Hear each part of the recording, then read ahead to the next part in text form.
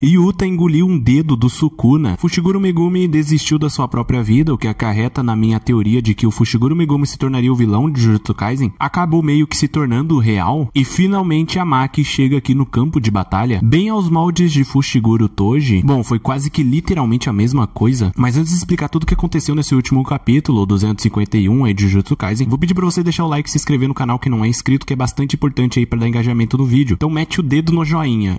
Beleza, essa piada ficou uma merda, mas é isso aí. Agora, começando do começo, obviamente, o Yuta utiliza aqui o desmantelar, entre aspas, o desmantelar bem na cara do Sukuna. É quando o Sukuna pensa que essa aqui é a minha técnica, desde quando ele copiou, basicamente o Yuta já responde, aquele último dedo do Sukuna, você não conseguiu recuperar, não é mesmo? Isso porque o próprio Sukuna já termina, entendi.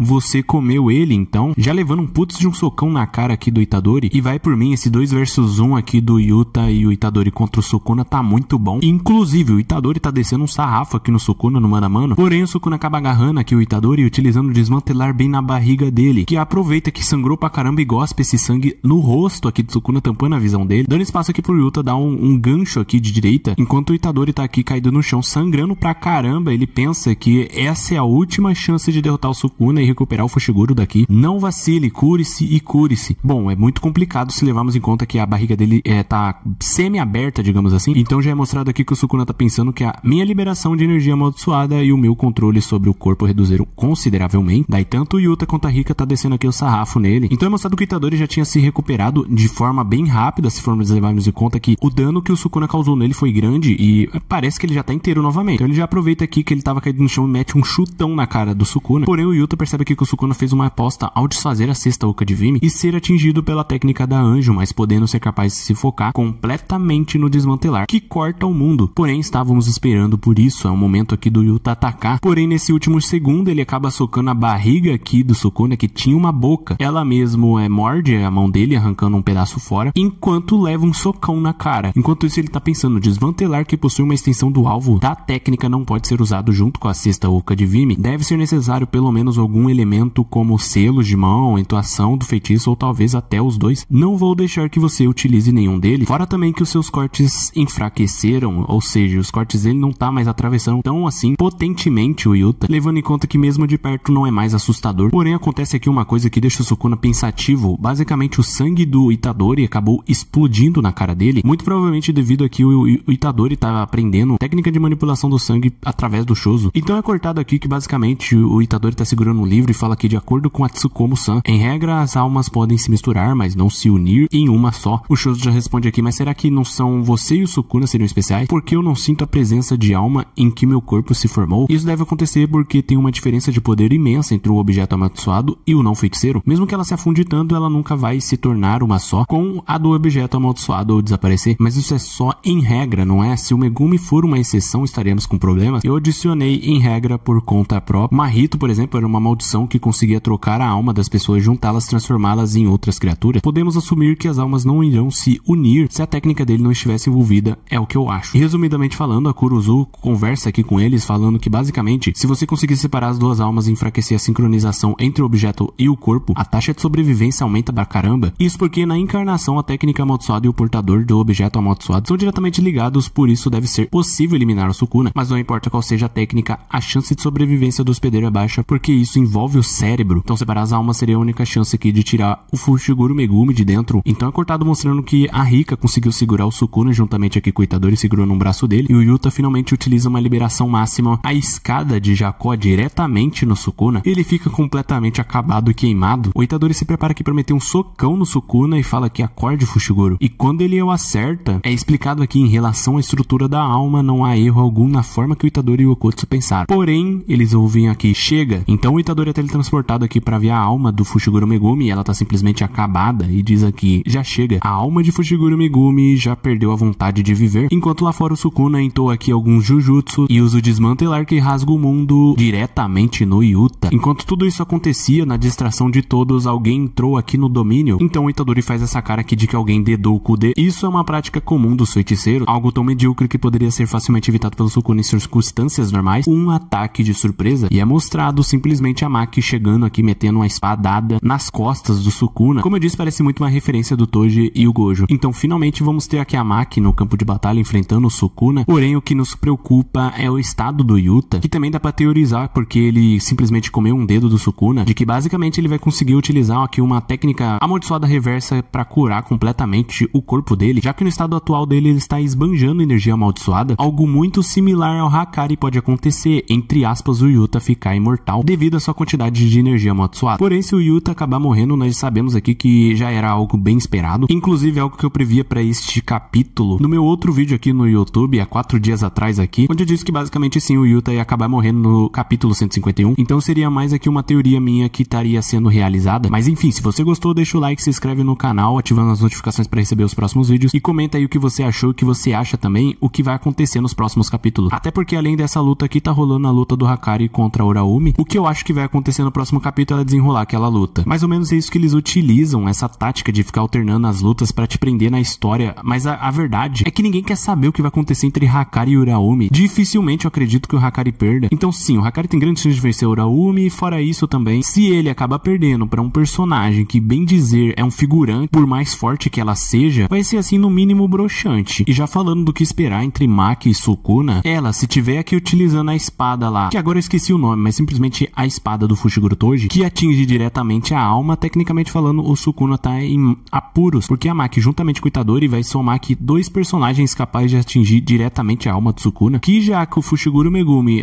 desistiu da vida dele, basta matá-lo junto com o Sukuna. Não acho que o Itadori vai deixar esse tipo de coisa acontecer. E resumindo, pode ser que seja por isso que o Sukuna vai acabar vencendo todos eles.